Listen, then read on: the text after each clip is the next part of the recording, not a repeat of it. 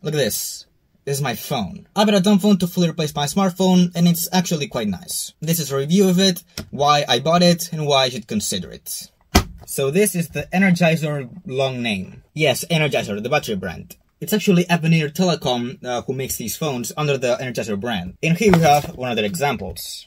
So I decided to buy this due to my inability to separate YouTube from my phone. I've had my phones have a minimalist loadout for a while, but even with trying to block things and other efforts, I would always find a way to get YouTube in my phone. Something that would cause me to go there even at times that I shouldn't. Nowadays it's normal to have some sort of addiction to social media, and I find that pretty bad. You see almost everyone resort to TikTok the instant they're ever so slightly bored. And that causes a muscle memory to build up where you pull out your phone and open the app mindlessly just for a moment to just get sucked in to doom scroll for hours. Just until you realize that we're actually doing something. And that habit sticks with whatever you're doing, even if you're cooking, doing work, or talking to someone. I don't want to be one of those people. I want to spend my time in whatever I'm actually doing. And if I want to use YouTube, it must be in some device that I don't have instant access to. I use YouTube every day, while eating or late at night. And I want to keep it to those moments. So, I decided to get a dumb phone. Mostly because it's just fun, but I also use my phone less. The Energizer long name runs something called KaiOS. It's a standardized operating system like Android that is meant to bring your average flip phone to the modern world, while keeping it the lowest price possible. They're touted as the smart feature phone. And indeed they have some apps like Facebook, Twitter, and YouTube.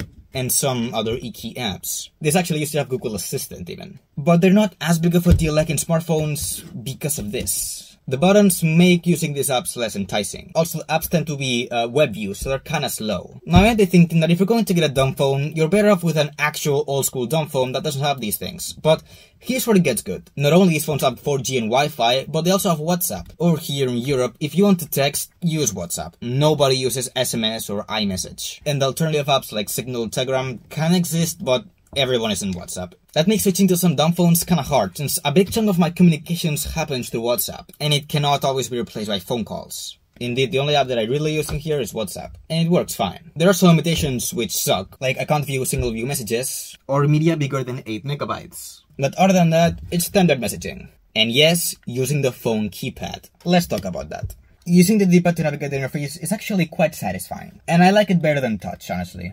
Using the web browser is a bit of a pain, but I'm not meant to use it. The thing is that almost all KaiOS phones come with the numeric keypad.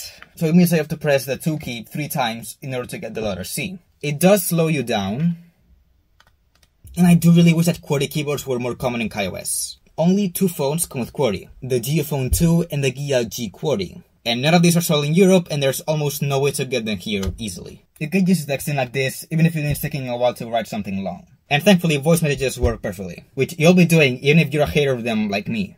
Taking phone calls is perfectly good on this, especially since... yeah, how am I like 3 minutes in without talking about this? This is also a really cool feature, and unless you're paying for something like a Z Flip or a Motorola Razr, you can't do this on a smartphone. Generally, one of the reasons I bought this phone. The Flip has never not been cool, okay? All the features include a Wi-Fi hotspot, an MP3 player which doesn't sound that good, coming from the headphone jack that this thing has. Yes! Front-facing camera for somewhat selfies and not video calling. I tried to get Google Duo to work on this, but it doesn't work anymore. And WhatsApp doesn't even allow you to take video calls with me. And on this TFT display, which in order to angle yourself in the shot, it means losing all the color in the display.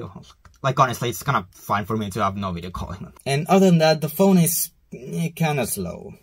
KaiOS is based on Firefox OS, or Boot to Gecko. In other words, it runs HTML pages, including the home screen. If the app you're using takes up too much RAM, you'll have to wait a second or two for the home screen to load. A bit of a bummer, but whatever. Thankfully, these phones are pretty cheap. Around €60 in the US market will land you whatever KaiOS phone you want. And even for that price, you could get an Android or iPhone. With this platform, you're not looking for a 6-year-old model with a tire battery and a cracked screen. In fact, mine was actually new. It had been turned on, but the screen film was still on, and everything was still sealed.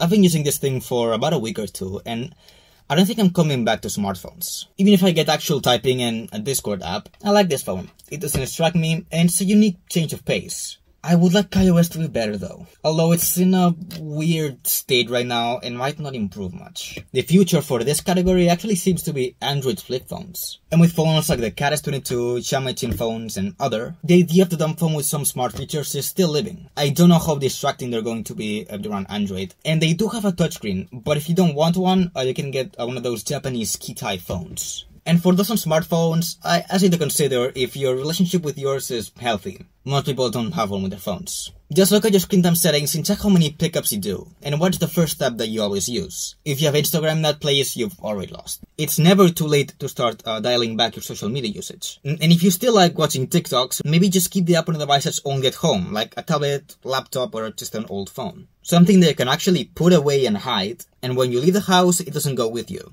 I myself had an iPhone dedicated for YouTube when I started the flip phone lifestyle. And now I have a Surface Pro tablet. So, that's been it. Thanks for watching, subscribe for more, follow my Kick for occasional live streams, subscribe to my vlog channel, and I'll see you in the next one. Bye.